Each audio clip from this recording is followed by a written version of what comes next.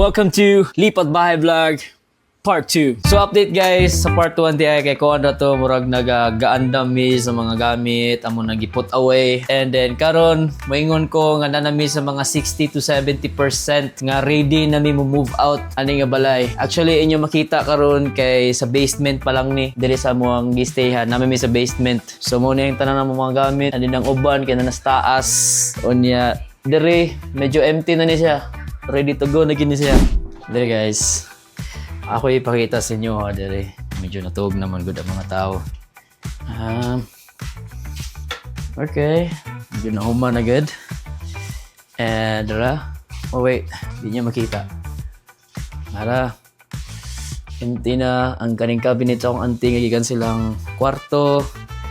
Tanganan sa akong sapatos, mga gamit sa akong igsuon. Dito go na empty na ni dere. Like sa whole house jud.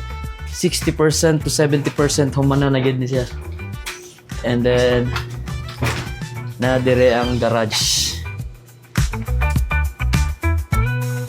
Pong.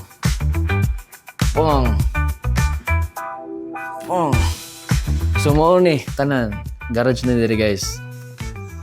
And then gikan ni sa tanang kwarto sa taas sa mua.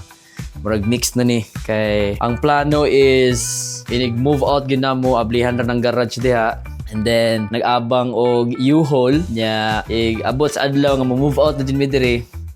Diretso na sila sulod. Adto na siya diretso salpak na dito sa kuan ba. Awor no. Karon na ako na-realize nga grabe day kaliso ni mag-move out ta nya. Duha ra mi ka buok mag-alsa ani mga bugat nga gamit. So yeah, mo na update, and then nimpuyo mi ani balaya since 2021 abot mo ko diri sa Canada. Indiretso ko aning balaya. Daga na sa mga core memories nga mahabilin diri. Oh. Dari empty na sa stairs. Actually puno ni siya diri pag wala pa to gikuha ang mga gamit. Masawa. Say hi.